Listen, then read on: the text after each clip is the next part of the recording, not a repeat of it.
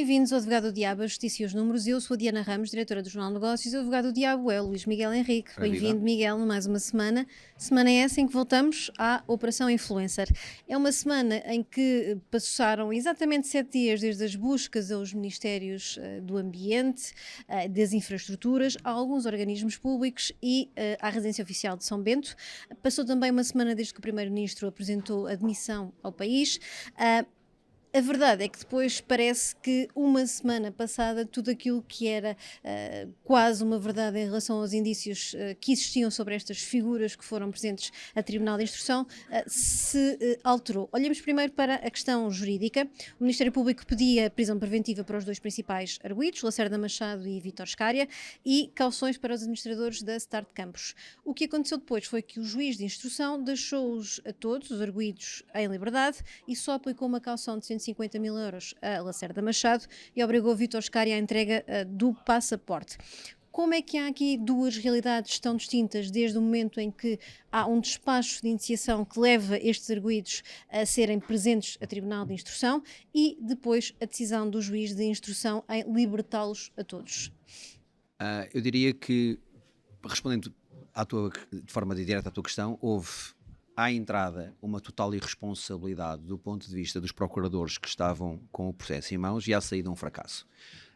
Isto é, tem que ser, e acho que esta é a palavra, porque em função de tudo aquilo que nós hoje conhecemos e sabemos, é perfeitamente claro e notório de que nada daquilo que os procuradores tinham em mão poderia consubstanciar aquilo que mentalmente idealizaram. Portanto, na cabeça deles, aparentemente, parece que não é só deles, porque depois podemos falar também em relação ao papel da própria Procuradora-Geral da República, quando vai a Belém e explica, e algo que se passou ali naquela conversa, com um conjunto de certezas para que depois o Primeiro-Ministro apresentasse a sua demissão, mas o que é facto é que na cabeça dos procuradores do Ministério Público, que tiveram conhecimento e que conduziram tudo isto, foi idealizado um determinado cenário que não tinha a mínima adequação à realidade. E quando digo a realidade tem que ser a realidade objetiva, em que, perante a lei e perante factos e provas concretas. Não interessa o que eu, enquanto procurador, leio de um conjunto de sinais, ou aquilo que eu achei que ouvi, eles sabem, são preparados, são ensinados, são formados para isto, se não têm adesão à prova, não me interessa. Deixa-me só contar uma história que a primeira coisa que quando cheguei ao estágio que me ensinaram é que nós no direito e na advocacia temos 3 caixinhas. Temos a caixinha da lei, e que podes ter a lei do teu lado, a razão. Depois a segunda, podemos ter razão, mas a lei não está do nosso lado. E podemos ter a razão e a lei do nosso lado, se não tivermos prova, nada acontece. Portanto, estas são as 3 caixinhas que os senhores procuradores do Ministério Público deviam ter aprendido e fazer. E não têm, mesmo que tivessem razão, que aparentemente não tinham nem sequer a lei do lado e muito menos tinham prova ao ponto de tudo aquilo ter sido destruído com relativa facilidade pelo próprio juiz de instrução. Já vamos também à questão do desenvolvimento do próprio processo, mas houve ainda nesta fase falhas nas transcrições de algumas escritas de algumas escutas, assim é, que eram citadas naquele despacho de indiciação. Foi trocado o nome de António Costa, o Primeiro-Ministro, pelo de António Costa Silva, Ministro da Economia, e de facto houve aqui também depois alguma contestação das defesas.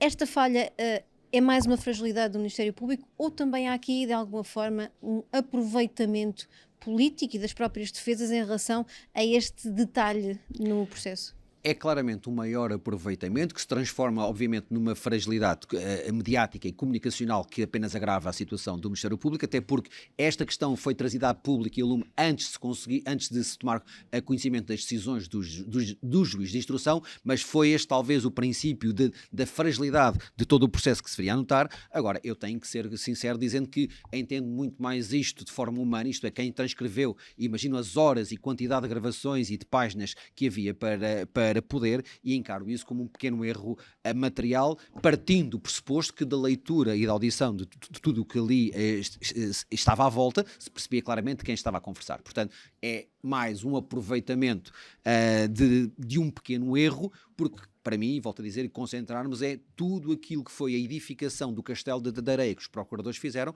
isso para mim é onde deve estar o cerne da conversa e da discussão. E a atual Procuradora-Geral da República também fica fragilizada neste processo? A Sra. Procuradora-Geral ela está fragilizada como já outros estavam no passado em relação ao... Portanto, não é esta forma de comportamento do Ministério Público que mediatiza e que faz um conjunto, cria imensos cenários e que depois poucas ou nenhumas condenações consegue, poucas ou nenhumas condenações nos traz, revela um bocadinho a forma talvez que tenha que ser repensada como o Ministério Público trabalha e atua. Já não digo sequer como é que eles constroem, mas nomeadamente, e a questão, por exemplo, a mim enquanto advogado custa-me a perceber o nível, o volume de detenções fora de flagrante delito que se leva para que depois pouco ou nada dê. E neste caso em particular, e o caso paradigmático é o mais grave de todos, mas que deveria levar a pensar é como é que se prende, como é que se tem minuto que seja o presidente da Câmara Municipal de Sines, quando não existe o mínimo indício probatório em relação à pessoa. Quando se demonstrou até que foi pressionado nestas decisões políticas. E vamos ou não ter a política, sobretudo o PS, a falar da justiça nos próximos meses? Já teríamos mesmo sem eleições. Portanto, mesmo que não houvesse eleições e tudo tivesse passado relativamente incólume do ponto de vista do Parlamento, do Governo, já o teríamos, esse aproveitamento. E claramente que iremos ter, nos próximos meses, o aproveitamento de uma parte e de outra de um agravar de uma clivagem que cada vez se acentua mais na sociedade e na política portuguesa e que, sinceramente, não traz nenhuma paz social e nenhum perfume inteligente em relação aos discursos que nós devemos ter face à situação que o país e que a Europa se encontra e que o próprio mundo se encontra. Portanto, sinceramente, infelizmente, nada disto irá te trazer de bom e apenas haverá um aproveitamento político à esquerda, à direita, ao centro, de todos os que foram vítimas, os que não foram, mas vai haver um aproveitamento completo e que irá colocar a justiça mais ainda sobre brasas do que já está. O facto também que decorreu foi o primeiro-ministro a falar ao país num sábado à noite, às 8 da noite, num momento em que ainda decorriam as inquirições em tribunal. Isto foi uma forma de pressão, como muitos lhe apontaram, António Costa, ou isto ajuda à narrativa da vitimização?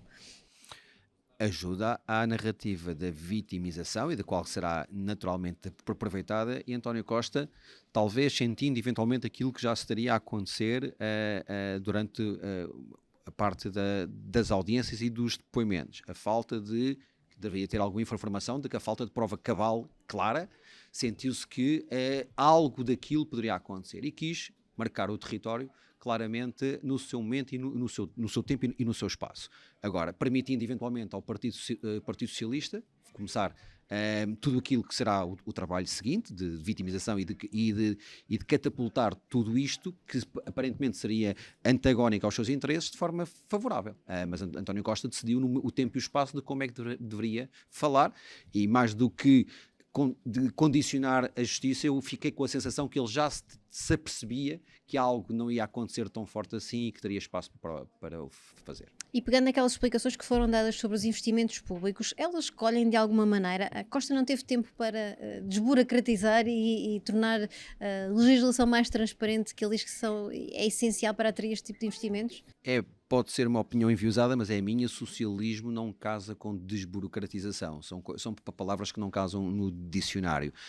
Não só teve tempo, como não é esse muitos dos processos. Simplesmente a questão do simplex, de aparecer toda a máquina do Estado, toda a Mas apresentados foram de agora, de facto. Não é eventualmente, uma coisa não casa com a outra e não foi a desburocratização que António Costa conseguiu trazer ao país. Isso não, uma coisa não casa com a outra e aquele discurso de tudo que eventualmente havia algumas coisas de verdade, essa soou claramente a uma falsidade política. E é normal, tal como sugerem as escutas e o despacho de indiciação, que se ameaça um autarca com perda de competências para que ele facilite licenciamentos, como aconteceu no caso de Sines? Eu quero acreditar que não é nem possa ser normal.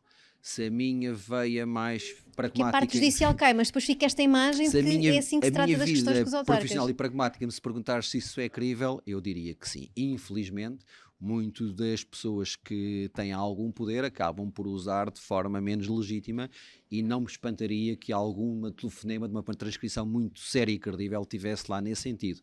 Volto a dizer, não deveria acontecer, não pode acontecer, mas a minha experiência profissional diz-me que realmente acontece. Soube-se também pelo Ministro do Ambiente, nas declarações que ele fez ao Parlamento no âmbito do Orçamento do Estado, que o Presidente da Agência Portuguesa do Ambiente, um dos visados na investigação, até porque parte da decisão em torno daquele projeto também passou pela APA, tinha pedido para sair de funções para poder ir trabalhar para um escritório de advogados, a Abreu Advogados. Isto também levanta dúvidas porque ao longo destes dias discutiu-se muito a questão das portas giratórias.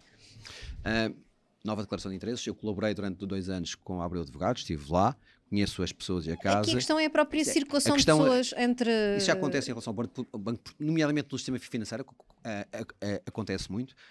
Só para ter ideia, ainda há pouco tempo eu assisti, tive a uma reunião em que, só para contar um episódio profissional, em que a pessoa que geria o Departamento de Supervisão e Auditoria da CMVM foi trabalhar para um dos bancos que tinha vendido para o Departamento de Compliance e de Legal dos bancos que tinham vendido um conjunto de produtos. Portanto, seja no mercado financeiro, seja no ambiente, seja em energia, seja no setor, realmente no Banco de Portugal essas portas giratórias existem, elas são aproveitadas e, nomeadamente, muitas das pessoas veem a passagem pelo setor público apenas e somente como um mero trampolim, até porque não é no governo, não é nas entidades públicas que se cria riqueza para os profissionais e para as famílias, veem nisso um trampolim para depois lá chegar. Portanto, é a consequência prática do modelo de ascensão socioprofissional que nós temos através do setor político e governativo. E independentemente da questão mais jurídica, aliás, politicamente, isto deve fazer pensar ministros, qualquer tipo de governante, os próprios responsáveis dos organismos públicos, isto deve fazer repensar a forma de trabalhar estes processos, negociar estes investimentos, de lidar com o próprio interesse dos privados em alguns dos projetos que são importantes para o investimento como um todo? Devendo fazer pensar, deveria. Se vai acontecer alguma coisa, sinceramente não. Acredito piamente que em janeiro de 2024 nada disto aconteceu e nada disto vai Ninguém se vai lembrar durante a campanha. Não vai tudo estar concentrado no como é que se chegará ao poder, aqueles que lá estão não quererão sair, os que estão fora quererão chegar e todas as armas e todos os instrumentos com esse único objetivo irá chegar. E o país continuará a definhar, particularmente naquilo que tem a ver com as suas regras de funcionamento, governance e da transparência. Muito bem.